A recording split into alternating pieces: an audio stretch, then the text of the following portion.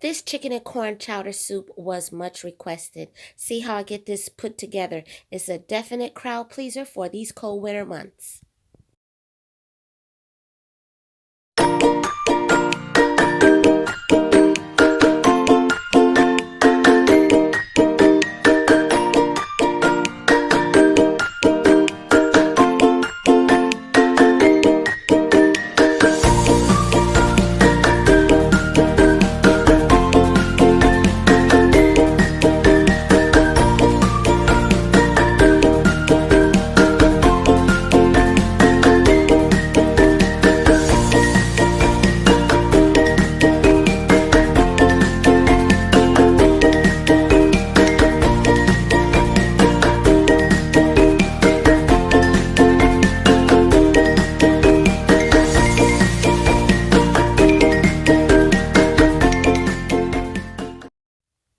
These are just some of the ingredients that will be needed in this recipe. It is so simple and easy, so see how I get this all put together. We're going to start with our potatoes, and I use some of those little baby fingerling yellow potatoes. I quartered them, and then we're going to also chop up our bacon. Now, to make this vegetarian, you can omit the bacon and use imitation bacon bits. I'm going to go ahead and add my oil. I'm using some olive oil, and then on top of this oil, I'm going to add 2 tablespoons of butter. The butter and that oil is going to make this soup taste so good and rich and hearty. We're going to go ahead and add our bacon pieces, and we're going to fry this up until they get good and crispy. Once they're good and crispy, we're going to slowly remove them from the grease, but we're going to definitely use that bacon fat. And no, we are not getting rid of this bacon because it's going to be used later on in the video. So once we remove all those pieces of fried bacon, now we're going to go ahead and add our potatoes.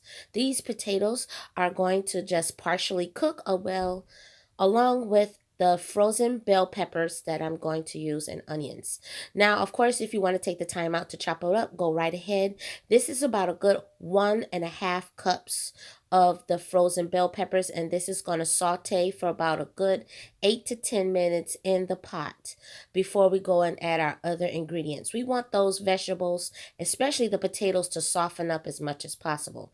Once those potatoes are soft, we're going to add 2 cups of our frozen Tyson chicken breast pieces, and we're going to let that go ahead and heat up really well with those potatoes and bell peppers.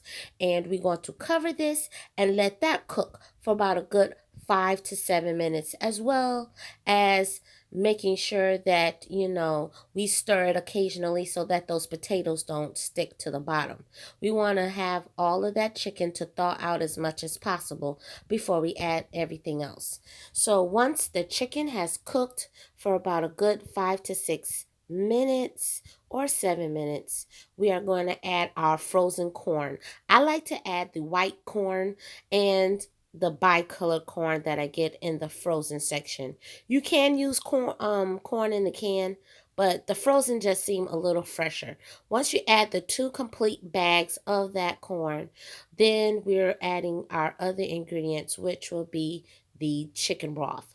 Now, I'm going to add the full carton of this chicken broth.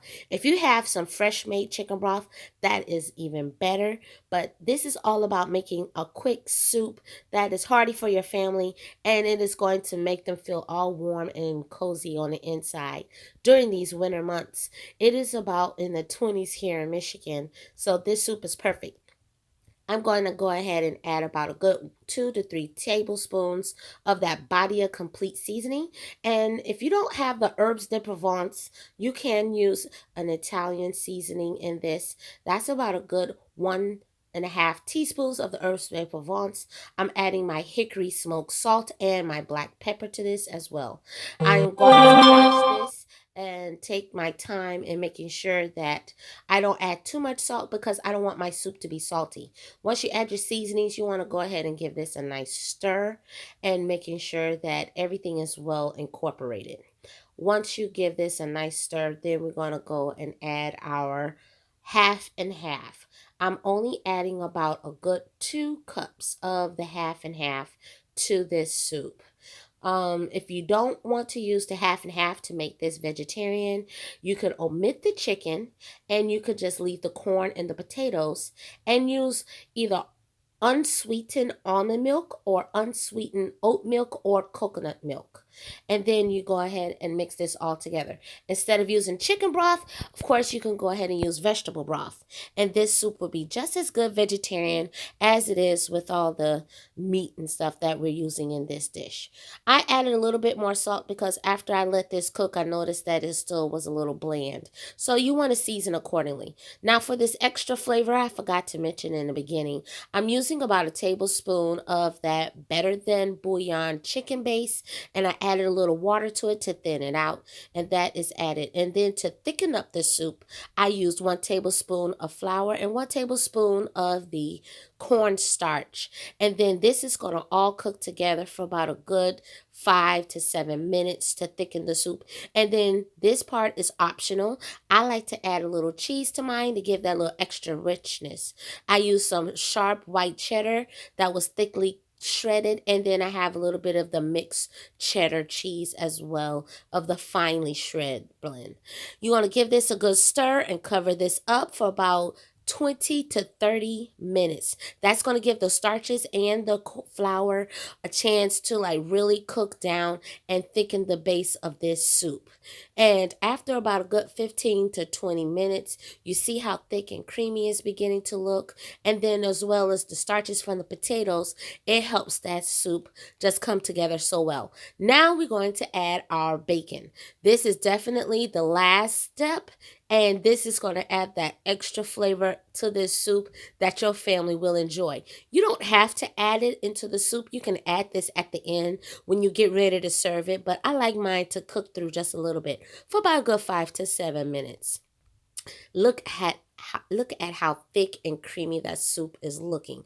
Once you get your soup and that bacon added at the last minute, I covered it up and let it cook and simmer for 5 to 7 minutes, and now it is creamy and hearty and it's ready to plate up. This soup literally took about a good 45 minutes total to cook because you wanted to make sure everything was well done, mainly the potatoes because of the thickness and the starchiness of the potatoes. But once it's all done, you can serve this. I got me a nice size bowl, and you can have this by itself. You can have it with crackers. So if you like this video, please click like, share, and subscribe. Make sure you leave a comment down below. I can't talk. Make sure you leave a comment down below, and remember to share this video with others. Let me know what you think about this recipe and see if this is something you would want to share with your family and others. Thank you for watching, and God bless, and remember to stay warm and safe.